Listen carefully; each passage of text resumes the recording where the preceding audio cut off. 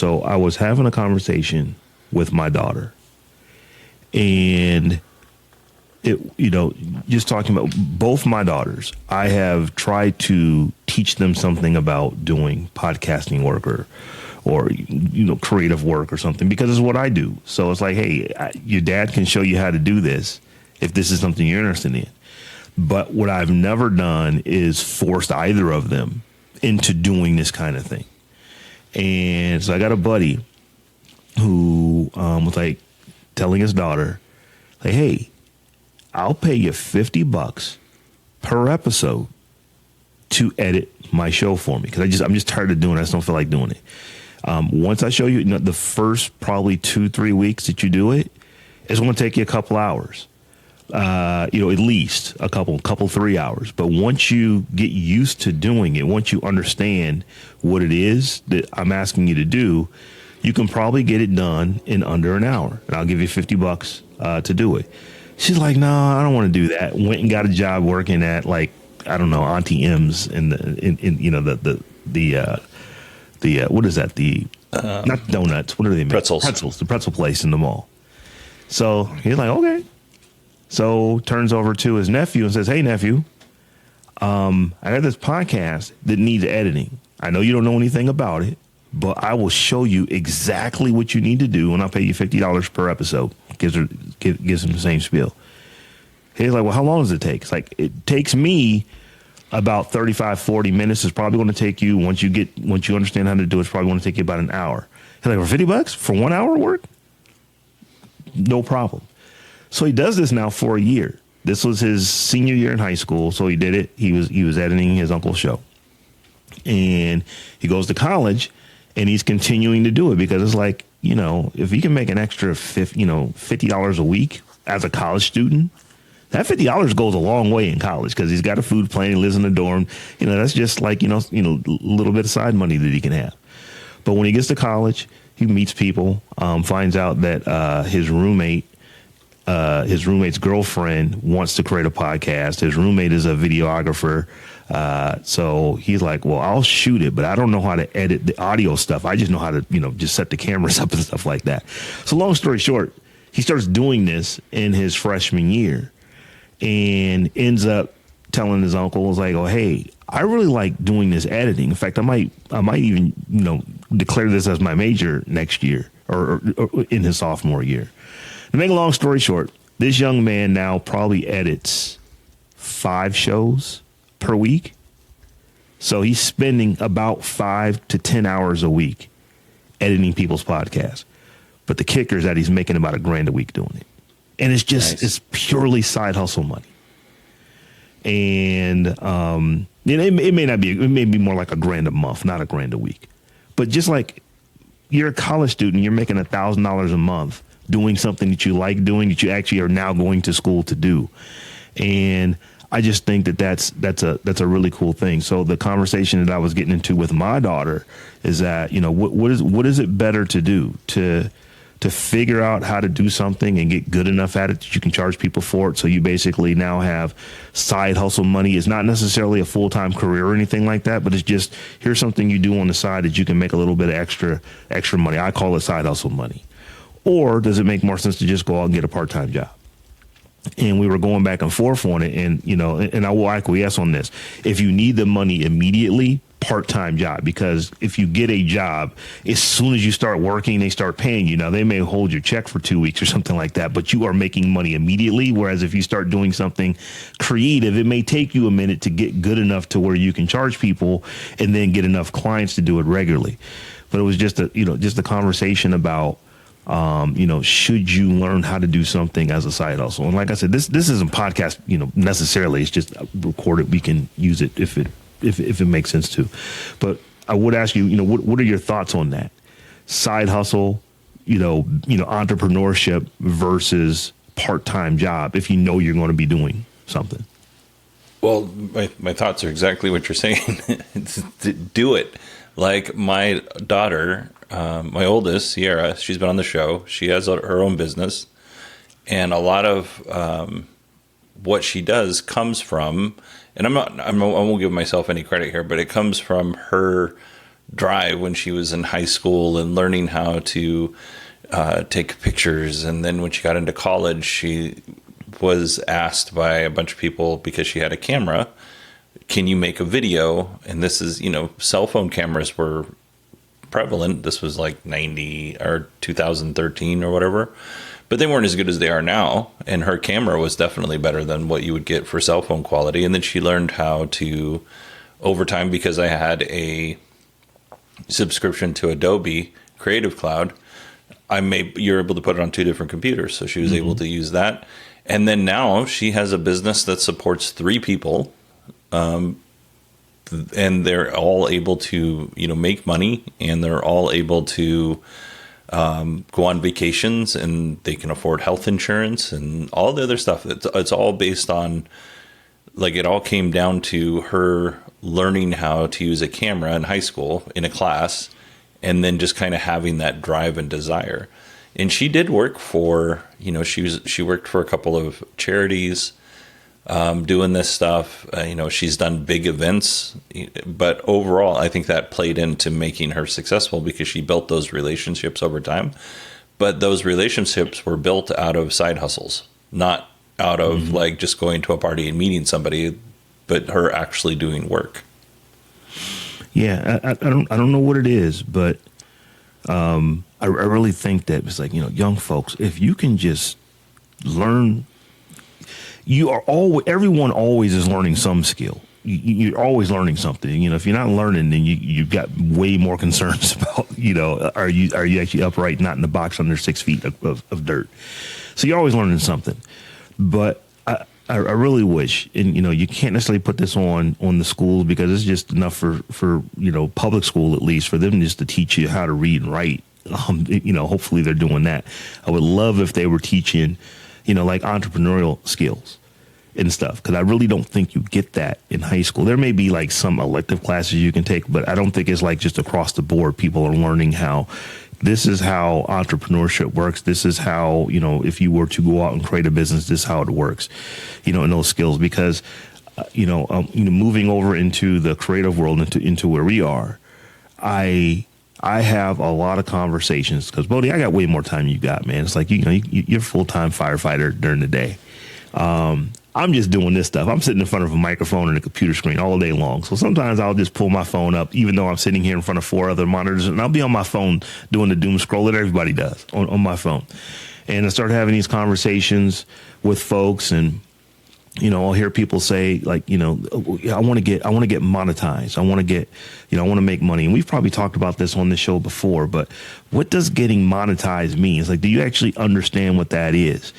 And I think that a lot of folks that want to be creators or even trying to be creators don't understand how you can generate revenue from it. It is, when I get a certain number of followers, or when I get a certain, when I go viral, then I'm going to, I'll be inside. If you're on YouTube, I'll be inside of YouTube's, program for AdSense, and I'll be able to make money that way. Or if it's on Instagram, I'll make some money from, directly from Meta, or whatever the case is. But you're thinking that is the thing, and not actually what is happening. And, and I've had people who have challenged me on this, but I truly believe this. When it comes to a content creator, the only way you can make money as a content creator is to sell something to your audience, or to sell your audience to someone who wants to sell something to your audience. I don't think there's any other, when you break everything down, I don't think there's any other way that that revenue could be generated.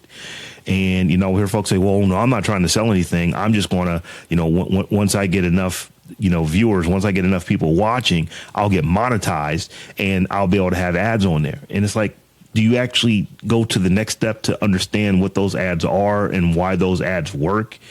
Because if you don't, you probably, you'll get to the point where you are monetized, but you're never going to make more than $9 or $10 a video, which isn't sustainable unless you're able to put out thousands of videos, which individuals can't do. It's just, you can only put out so much content. So I just think that if we learned more entrepreneurial skills, we would understand that it's not just you get to the point to where Google says, oh, you now have enough traffic to where you get monetized. It is, understanding what that actual monetization is. Because if you understand it, you'd also understand that you can probably do way better than just relying on AdSense. Not saying that AdSense is bad, because Google's going to take half of whatever you make. They automatically, right off the top, half of it goes to them.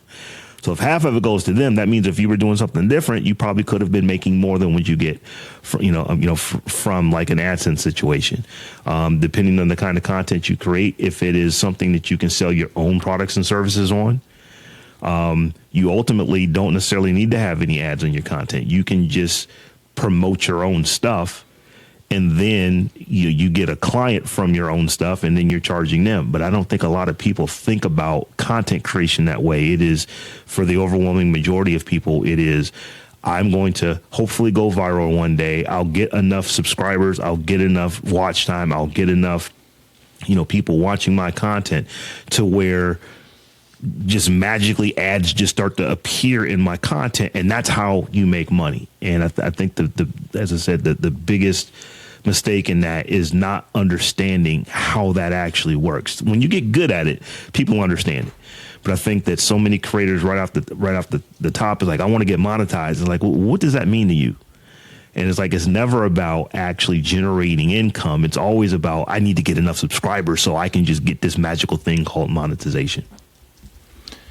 Yeah, it is funny. And I had, a similar viewpoint before I started monetizing my show.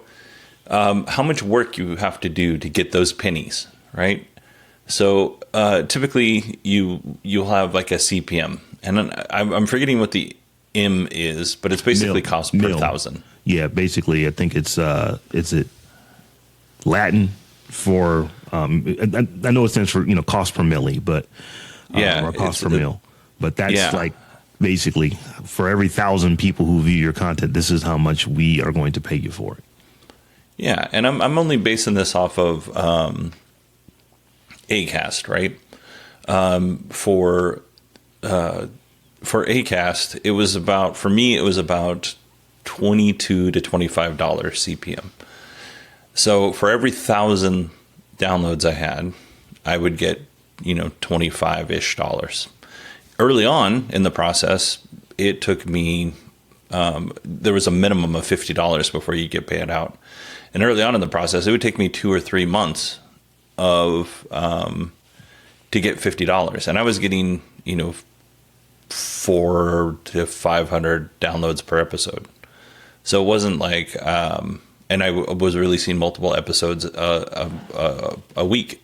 So it wasn't as if my CP, it wasn't as if I was getting 0 downloads, So it would take me a couple months, and then eventually it got down to like once a month I was making 50. It takes a long time, unless you have some sort of flash hit, which not many people do.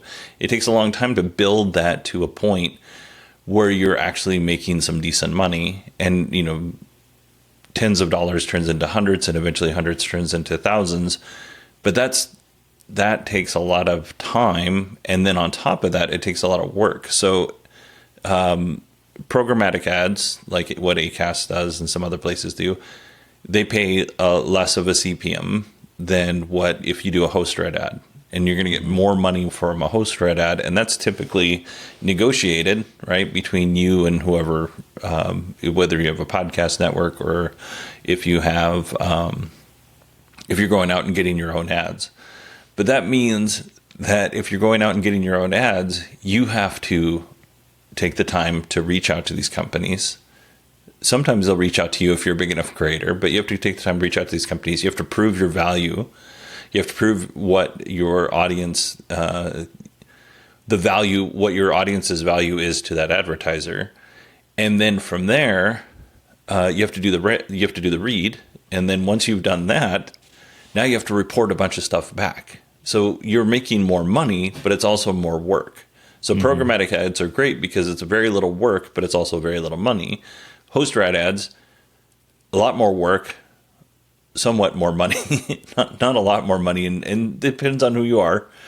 And then you have to do all this work behind it, and unless you have a team or you are with a podcasting network or whatever. There's a lot of stuff that goes into that. And then if you're going the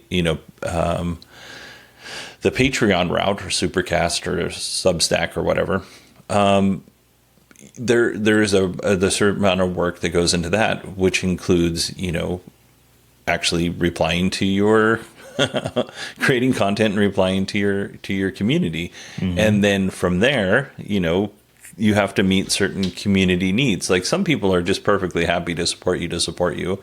Others want to see some sort of extra value for supporting you. That could be access, or that could be more content, or that could be something completely different. There's a bunch of different models out there, but all of that takes work. And you're talking, anywhere between, and I'll use myself as an example, the cheapest that you can do on my Patreon is $1.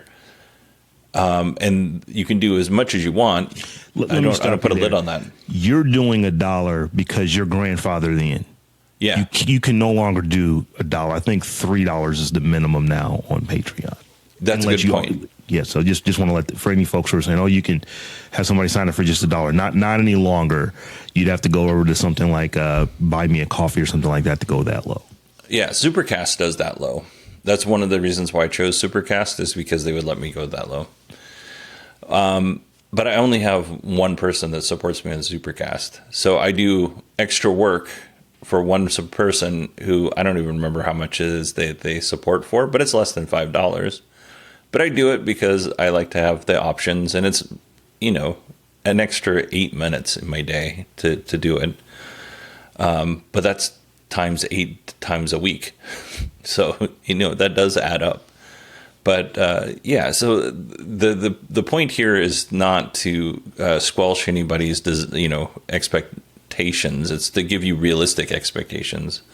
Like, we're not trying to rain on your parade, but you do need to have a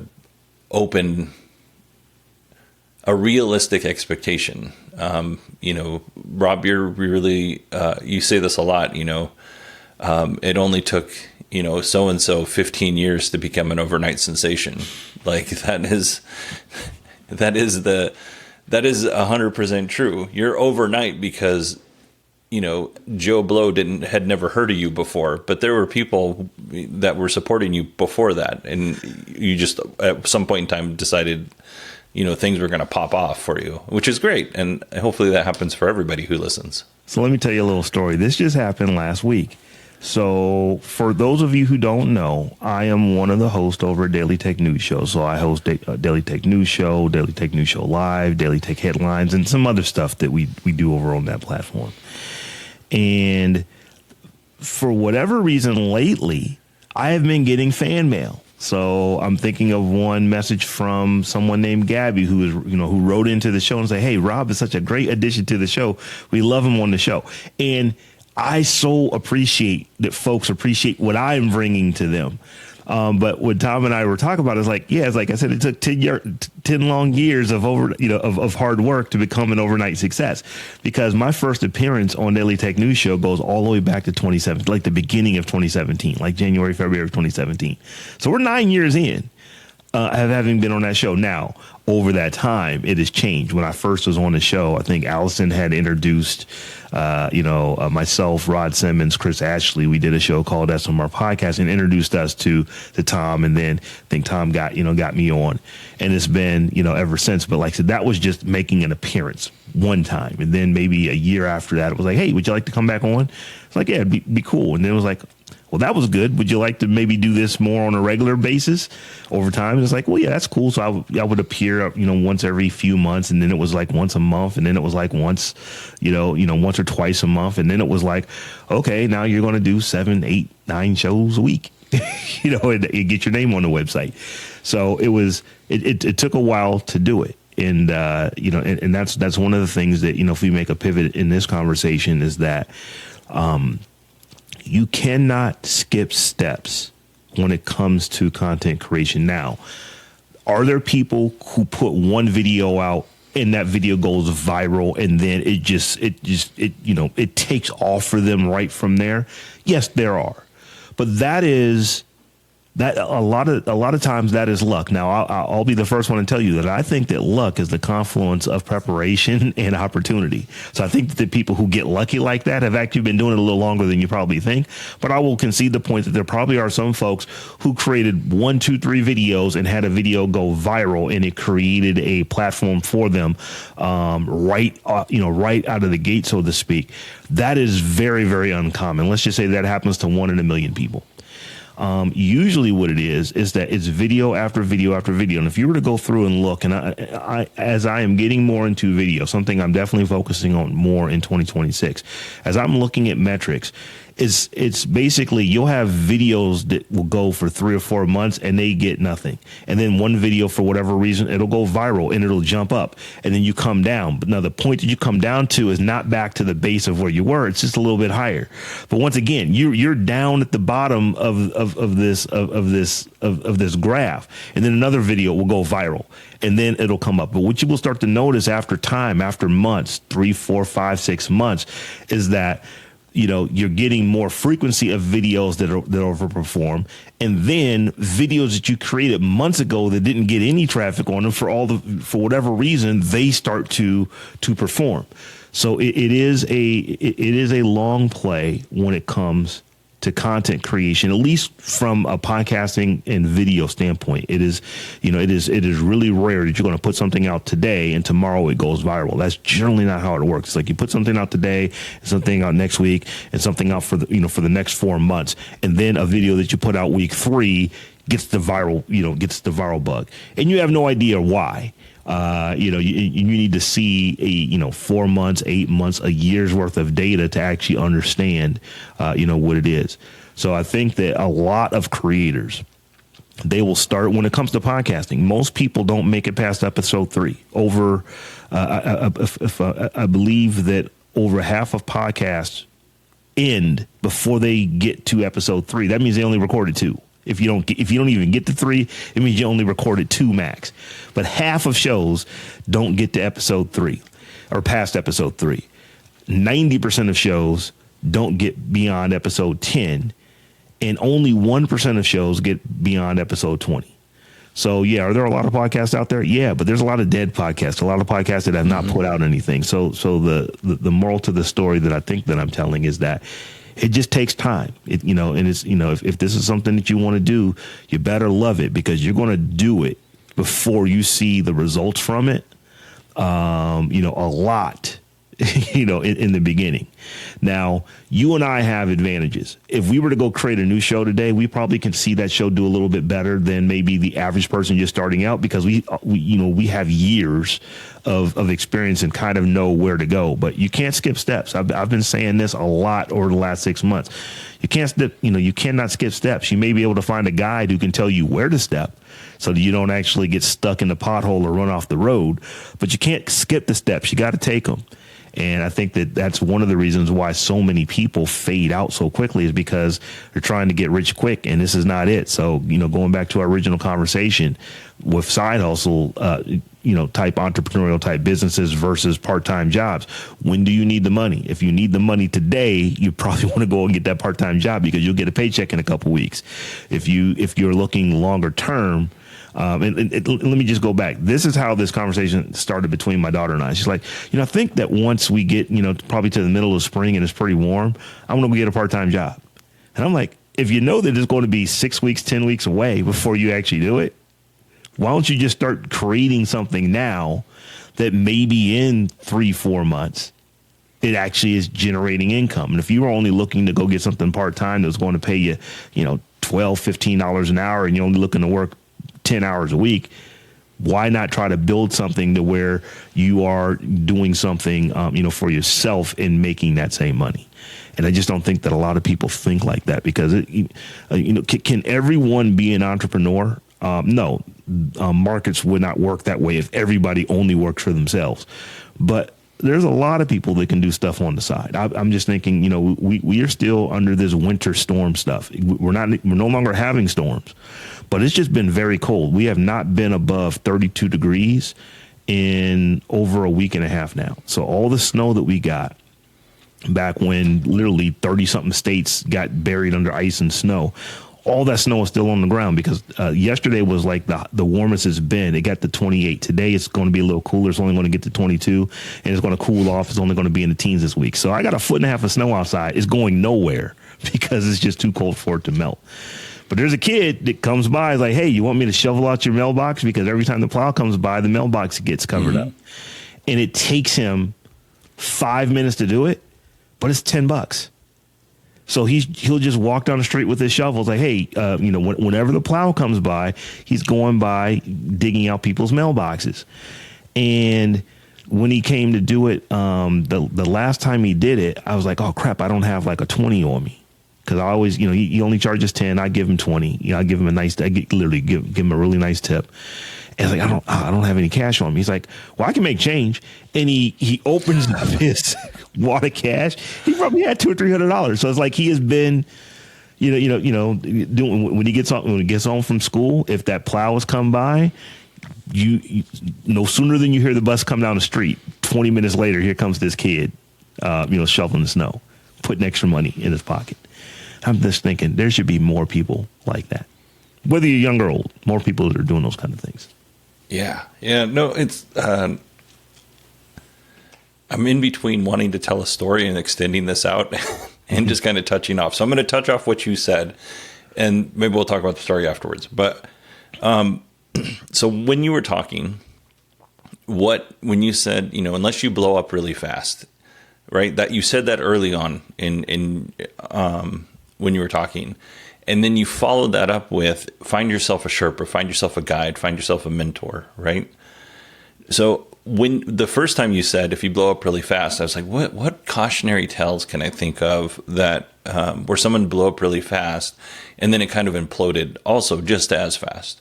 And Haley Welsh, do you remember Haley Welsh? Talk to a girl? Talk to her. I do believe that she is not an awful human being, but if you know her story, she was on a viral video. She created a mini empire within months, and then she got involved in a crypto scheme, which genuinely I do feel like maybe she didn't know what was going on in that because I follow crypto, I own crypto, and I don't entirely understand when meme coins come out. I understand enough to know that I would never assign my name to something like that. But anyway, that's neither here nor there. She did it and she's got to pay for it. But after that, a bunch of people bought into her meme coin and then it crashed because a bunch of people who were in the know sold, made a bunch of money. And then there were folks who were left with very little or nothing. So, that's kind of one of those things is when you surround yourself with people, because she could have had a very popular podcast, because she had a podcast for a little bit. She could have had a very popular podcast for literally years and made way more money than she was making. I think she was like working in a spring factory or something like that. Mm. That's all about who you surround yourself with and not skipping steps. Like you said, that's a cautionary tale. And honestly, I don't, hopefully everybody gets, their money back and that whole thing turns out. But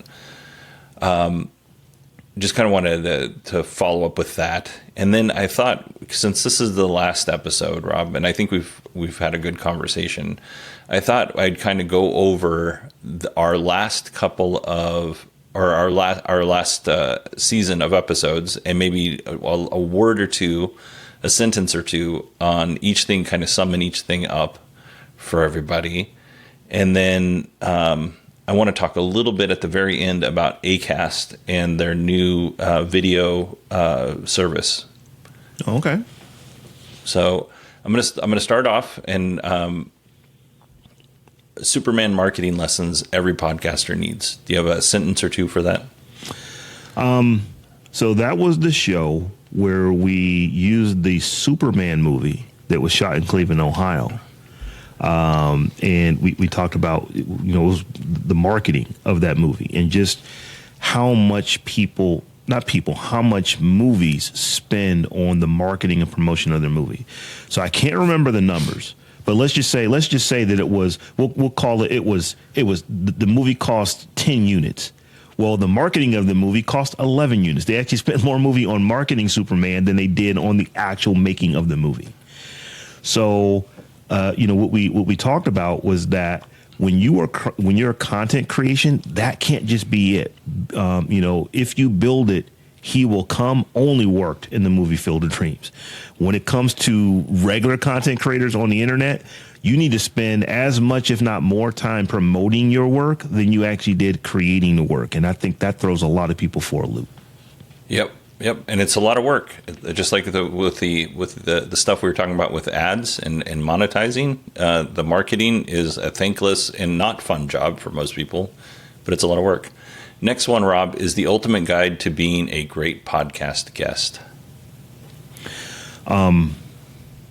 Make the host look good in front of their audience, and they will love you forever. I think that was a big part of what we talked about in that episode. So what do I mean by that? If you're going to be a guest on someone's show, is not just your opportunity to go hawk whatever products you have. That makes it a commercial. If someone is truly inviting you to come on their show and have a good conversation, have a good conversation. You can have a few things that you want to get across to their audience, but do it in a way where you're benefiting the audience. And while you're doing that, if you can make the host look good, that host, that means so much to them, because interviewing someone, unless it's something you do every episode, it's a skill set that you've got to build up. So a lot of times people are bringing you on the show and they don't necessarily interview people every episode. So they're not practiced at it. And, the conversations can kind of go wonky sometimes if you have a guest that all they're trying to do is just talk about what they want to talk about. And ultimately, the guest hasn't really, allowing the host to steer the conversation that's going to be most beneficial to the audience. So the key with that episode was that we wanted to get across, if you're going to be a good guest, be a good guest. And like I said, make the host look good. And ultimately, by doing that, you'll make yourself look good. Absolutely. Like a lot of people who come on my show, not a lot, I'll say, some people that I've interviewed who've been on my show definitely had something that they wanted to promote, and they had something that they wanted to say, and they had a message that they wanted to give. Some of those don't get aired. Some of them get aired, but in an interview that might be normally 20 to 30 minutes long, if you ever see an interview that was 15 minutes, that was probably why. Because they wanted to steer the conversation where they wanted to go. And, while they might have said some things that were interesting, the benefit to me of having you on your show, or having you on my show, is getting the information. The benefit for you is the exposure to the community that I've built. However, it can't just be a commercial. If it's a commercial, then that's not going to work out. Let's see. The next one, Rob, is me. Riverside to Final Cut Pro workflow, how to edit a video podcast with those two. Don't really have much to add on that, other than I don't do that as much as I used to anymore, because Riverside got so much better. Yeah, and it saved me time. As we literally were recording the show, I think Riverside, I put some new stuff out. I was like, oh, wow, I didn't even know you could do this. It's like Riverside has actually gotten pretty good for a web-based video editor. It is not Descript yet. It's not there, in my opinion. I think, if you were to give Riverside on a scale of 1 to 10, you might give Riverside a 7.5, to 8.5, and then Descript would get the 10 on that same scale. But it is quite good. It is very good. If I were using Riverside as my primary, recording platform, I would no longer continue to use Descript. I think that it is that good. Now I'm not, so I still am using Descript. I'm a fan. I'm really a fan of that product, and I use it more so for the editing than I do for the recording. But Riverside has really stepped its game up. Yeah, no, absolutely, 100%. Chuck Joyner, who, man, I want to say he hosts the Mac Geek Gab or Mac Voices. Mac Voices is what he hosts. We saw each other at CES a year ago, right, in 2025, had dinner, and with a bunch of other people. And I was telling him about all of the tools that I used with Final Cut to make editing easier, a multi-show podcast, right? those tools stopped working like a week or two after working the way I use them, I should say, a week or two after we had that dinner. And then in 2026, when we were in Vegas, Chuck came up to me. He's like, hey, I need you to not only tell me what program you're using again, but sit down and show me how to use it. And I had to tell him, I was like, I am so sorry. the whole thing stopped, but I showed him in Riverside. Like I brought, I think, what was the event on Tuesday night? Showstoppers? Yeah, I believe that was. Yeah, Showstoppers was the third. So night. I brought my laptop to Showstoppers, and we were on one of those little cocktail tables at the end of the night, and I was showing him how I edit in Riverside with the automatic speaker changing. Mm-hmm. And honestly, I don't know if this is something Riverside put in or if it just learned over time when I was editing. But when you and I are talking and the speaker's about ready to change, but we're kind of still having a little interaction before somebody goes on a long diatribe again, I put both of our video up. And then as soon as he kind of switches over to the next speaker, I put whoever's speaking up, right? So it's a nice little transition. Riverside started doing that automatically with the settings that I have. Like, what a great way to... So I was showing him how that worked, and he might switch over from whatever he was using to Riverside because of that. Because he spends a lot of time... He has a lot of video content. He spends a lot of time editing that video. And for me, it saved me at least an hour. Mm-hmm. And not having to do that. And sometimes I have to go back because I'm like, okay, I'll put little notes in, put in this graphic here or that graphic there. But in general, it saved me a significant amount of time, which goes into our next one, which is use the right tool for the job. That is, it's such a simple statement, but there are folks who will try to, there's two things. Don't just download every tool in the world because, here's a new butterfly or bubble, and you just drawn to it. Find out if the tool set you already have actually has something similar or something that's good enough to do what what you're trying to get done. But when you're trying to do something and you don't have the right tool to do it, all you're going to do is cost yourself immense amounts of time trying to work around it, and probably still end up buying the tool. I say just get the tool right off the bat. What you will learn as a content creator is that your time is the most valuable asset that you have. Honestly, your time is the most valuable asset that anyone has. And the more time you spend doing things the hard way, when there is an easier way, where there's a tool that can do it for you, the less time you're going to have to actually create the content, which is what probably drives you in the first place. Absolutely. Rob, we did this one right before Christmas, and this one is by far the most downloaded podcast that we've had to this point, and that is capturing authentic moments without overthinking. And in this, we were talking about sitting down with family members and just having a conversation. You don't even need to post it or record it, but just kind of saving this for posterity. We did this today. Unbeknownst to me, I didn't know that this was going to be one of the ones that you brought up, because I didn't even remember off the top of my head that was an episode. But what did we do today when we started? Hey, Bodie, just go ahead and start recording. This isn't the podcast yet, but let's just record just in case we say something dope. So that episode, if I remember correctly, that was right around the holidays. I had just visited some family, and one of the things that we did, was really cool, was that I got, some older family members. I don't know how many times I'm going to be able to see them, because it's like, one thing that Father Time is undefeated. Yeah. So what we did was, it wasn't a podcast. This wasn't something that's going to go out on YouTube for the world to see. But we set up some microphones and a couple cameras so we could just capture the conversations that were happening around the elders that were at this event. And it was absolutely so worth it to do it, to the point to where it's so easy to set up. This is stuff that we were doing with the, just setting up, setting a couple of these wireless microphones on the table, or putting them on the elders that we knew were going to say, something dope, and just recording with cell phones. And it was beautiful. Like I said, I'm not an editor. I have a cousin who is, and just looking at the edit for that, once again, this is something that the world will never see. This is just for our family. But just having that is like taking pictures. This is the 2025 version, or the 2026 now version of taking of taking pictures and having a photo album and being able to go back and go through that. We are now able to go back and actually look at videos of family members that were just telling stories from when they were kids back in like literally the early 1900s. I mean, I had a family member at this event that was born in 1929. That tells you how old they are. Yep.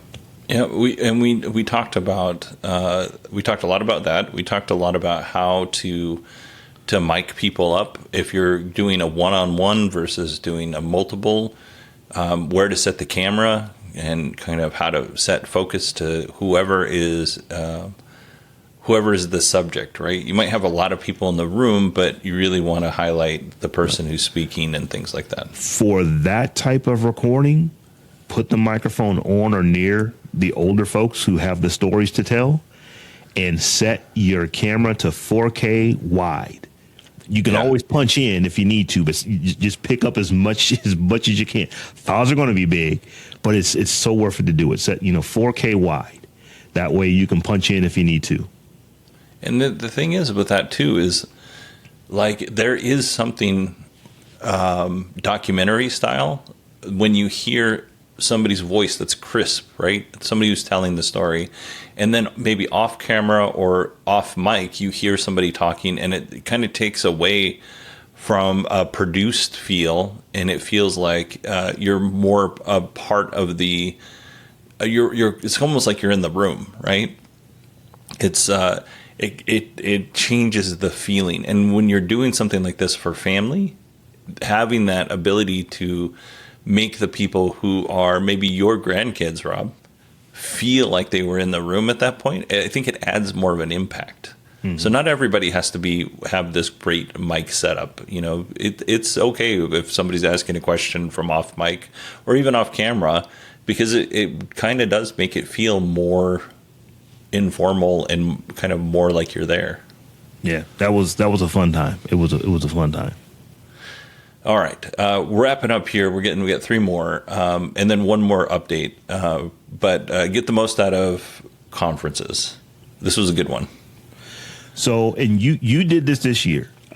When you go to a conference, get it in your mind that you're there to network. Make as many connections as you possibly can, because when else are you going to have that opportunity? So don't just think that you're going to go to a conference and just go to booth to booth to booth and look at stuff. There are a bunch of people who are there that you can make make a connection with, that you may go on their show, they may come on your show, you may decide to do a show based off of somebody that you meet. Those kind of things actually happen. But when you go to a conference, you want to do a couple of things. Make it as easy as possible to tell somebody about what it is that you do and for them to follow it. So if you just go and say, oh, I've got a podcast on XYZ, go check it out, chances are they're probably not. But if you actually do something that you have started doing, something I've been doing for a couple of years now, is give them a QR code or give them an NFC tag to where they can just tap their phone and your information just automatically comes up. And from a podcaster standpoint, I literally have the ability to have somebody tap their phone or scan a QR code. It brings them right to what I call a listen to page, to where all they can do is subscribe to the show right there. It'll take them right into Spotify. It'll take them into YouTube Music, which is Google's version of Spotify, or it'll take them into Apple Podcasts. I know that there are other things, but those three are 84% of all of the way that people listen. So those are the three you always want to make sure you have, and then maybe like a pod link that just gets everything else. But make it easy for somebody to listen to your show, because everybody that is at a podcasting conference, they're all podcasters. They're going to remember the ones that stand out. But if you are doing that networking and you're showing something cool, like, hey, just touch my phone to your phone, and it just pulls up your podcast, that's cool. If I remember correctly, I think that I told a story about one of the actual hosts of the event she had really nice long nails, and she actually had an NFC tag in her nail under her thumb. So for her, this is one of the hosts of the event, but she started a new podcast a few months before this event. One of the things she was able to do was, when she's talking about her podcast, like, hey, just scan my thumb. There's a coolness factor in that, where people are like, how am I scanning your thumb and getting to your podcast? That's memorable. You're going to remember that. Most people aren't walking around with with NFC tags where they can just scan, use their phone like they're at a like at an ATM, not an ATM terminal, but like a payment terminal, to where you just put your phone over and it just comes up. That's not uncommon, but it's not what everyone is doing. Everybody's kind of got QR codes on their business card now. The NFC tag is the one that I would say, even more so than when we did this episode, that is the cool factor where you can just make it pop up. No one has to actually go into an app. It just does it as long as they have NFC enabled on their phone. Agreed. And I started using the little dot. That's what you're talking about, the dot business card. Stop announcing and start promoting your podcast. So, if I remember, that was the episode where we talked about the donuts, Krispy Kreme. So Krispy Kreme is a donut shop. And one of the things that Krispy Kreme has is that they have a neon sign in every store that when it is on in red, it says fresh and hot. That lets you know they're announcing that we have fresh and hot donuts in the store. Now, for anyone who's never had a Krispy Kreme donut before, that doesn't really mean anything. But it means something to the people who know Krispy Kreme. It's like, ooh, I could go for a hot donut right now. Just because you see the sign, they're making an announcement. That's not how you want to tell people about your podcast episodes. You don't want to just announce them, because announcing is simply like, it's kind of like having a sign at the mall that says we've got clothes. Well, it's a mall. You kind of expect that. That's not a reason for somebody to change their behavior. What you want to do is promote. You want to give someone a reason to listen, a reason to read, a reason to watch, more so than just saying something is available to be read, something is available to be listened to, something is available to be watched. That's announcing. Promoting is actually giving them a reason to take action on what it is that you're trying to get them to do. Absolutely. Now, our last episode, before the one that everybody's going to listen to here, was about me joining the Believe Network. We're going to put that on pause because at some point in time we'll talk more about that. But I don't really have anything. It was like a week and a half ago that we talked about it, so I don't have anything to add right now for that. So we'll end it with your visit to Brian Brushwood's Do Your Weird Thing, not conference. Wasn't a class. What was it? It was an intimate gathering of a few more than a handful of people. I think it was 7 people total. And so it was a very intimate gathering. But for those who aren't familiar with Brian Brushwood, Scam School is one of the things he's probably most known for. He does a show with Tom Merritt from Daily Tech News Show, called Cord Killers. But he's a magician, and he's gone around, and he's our age. So he's like, I'm getting kind of tired of going around the country, 3 or 4 days out of the week, going to college campuses doing magic shows. It's like, there's got to be something else. So I was able to, for one of the first times he has done this, he's getting into more of the corporate training and teaching people how to use content to ultimately further their goals, whether that be, you become a public speaker, you become a podcaster, you become a YouTuber, you actually get a TV show or radio show, whatever that is, whatever your weird thing is, he's trying to help folks, get to that. And I was able to go to that. I think that Tom Merritt from Daily Tech News Show went to the first one and said, Rob, this is something you should probably go check out, because he knows, kind of the stuff that I'm interested in doing. So I'm so glad that, I was able to go and hang out for a few days of watching Brushwood just kind of take you through the process of, here's how I've done these things. This is what has helped me be successful. Once again, he gave me no information that was going to allow me to skip steps, but he told you where to take the steps. Basically, he helped avoid some pitfalls. Make you say, hey, you know what? It's going to be snowy. You might want to put boots on as you're taking these steps. Your feet won't get wet and cold. Those are the kind of things that I think a guide is very, very good for when it comes to this content creation thing that you and I are doing. Agreed. Now, I mentioned that Acast was letting you do audio and video. Right now, we got an email from Acast last week, and they said, "Hey, we have a beta feature so that you can upload everything into Acast, and we'll send it over to YouTube for you. Hopefully, Spotify video is coming soon for that as well. But early on, Acast would upload your audio to YouTube, and then they stopped doing that. Now, on where you go into Acast, you can, put you have one section that you put and I'm not sure. Maybe I can share my screen on this. Hold on. You able to see that? Okay, Rob? I can. Okay, so this is totally normal, right? This is where you would put your audio file. If you wanted to create one, you could use Podcastle. This is where you upload your audio file. Once your audio file is uploaded, you can choose to transcribe it, which I always do. And then obviously you get your cover art here, and then your title, subtitle, episodes, all that stuff. This is where you put in your show notes. Okay, typically that's where it stops. Mm-hmm. But for this beta, and I'm sure it's going to come to everybody soon, you have the ability to add a YouTube cover, which I think is funny. You can only do a 2 megabyte YouTube cover art, which is it's not big, but it's not small either.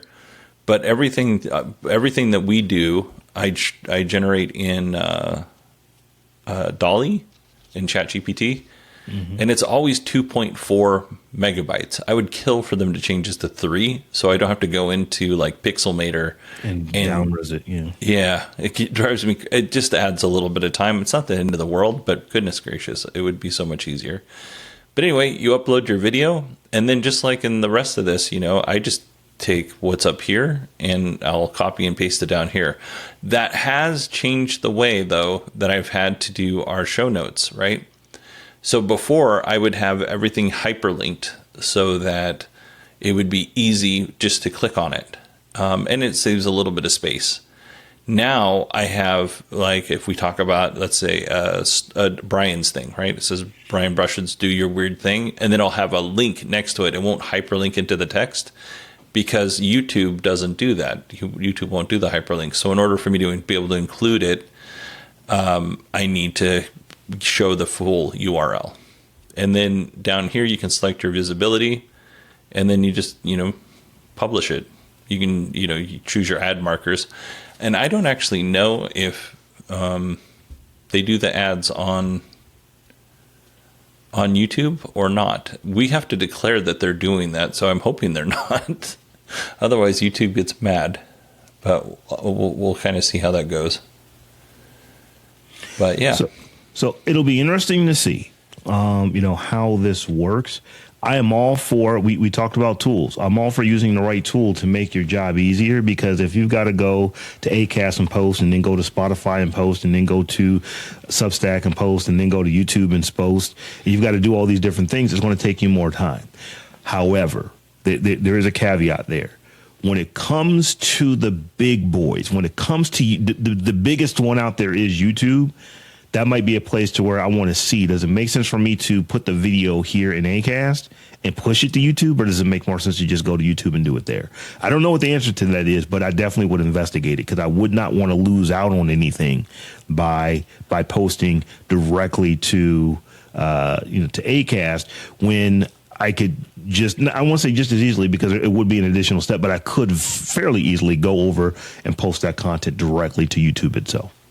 So as far as I can tell, and we've only done it with the one, there's no difference in posting it. When I go to manage videos, everything comes up exactly the same. Mm-hmm. I can still go into, and make sure that the transcriptions are done for the video inside of YouTube. And if for some reason I want to upload the VTT file, I can do that. So as far as I can tell, there's no big difference, other than I don't have to enter it into 2 different websites. Yeah, like I said, things you can do to save time. One of the reasons I'm such a big fan of RSS, because you don't have to go post on every single platform. Yeah. You post it in Acast, and then Acast will push out to all these other platforms, or those other platforms will go to Acast and pull it to themselves. RSS is just it's a ridiculously cool invention. Yep, agreed. So, Rob, I think this was a good last episode to the season. I think we decided we were going to do 8 episodes, and we ended up doing 10. So, overshot, which is not bad. You and I are verbose. We like to talk. Yeah, no, that's true. So, Rob, if people wanted to join our Patreon and learn about Season 5, Season 4 was a little bit weird, I'm going to be honest, about posting some Patreon stuff, behind-the-scenes stuff, just because we did Season 4 basically over 6 months. And that was not optimal. So we're definitely going to have a different plan and a different way of doing it for Season 5, but we'll talk about that in our Patreon behind the scenes, behind the post stuff. How would people sign up for Patreon if they wanted to learn more? So 2 ways to do it. You can go to patreon.com/beyondthepost, or you can go to beyondthepost.fm, beyondthepost.fm/Patreon. And you will show up and you're going to see multiple tiers over there. And we welcome anyone to come and hang out with us on these platforms. So, Patreon has been good to us, and we like using it. We like the community that is being built over there. So come and hang out with us in our Patreon. Once again, the way to do that is to head over to beyondthepost.fm/Patreon or patreon.com/beyondthepost. Yeah, and since this is our last episode, let's give a little shout out to the folks that support us over there. Anon Jr. and Andrew are our paid supporters, but then we also have Jeffrey, Megatron, which I think you know who Megatron is, and David. So thank you all for helping us support the show and being paid and free members. Absolutely. All right. That was good. I'm going to stop recording here.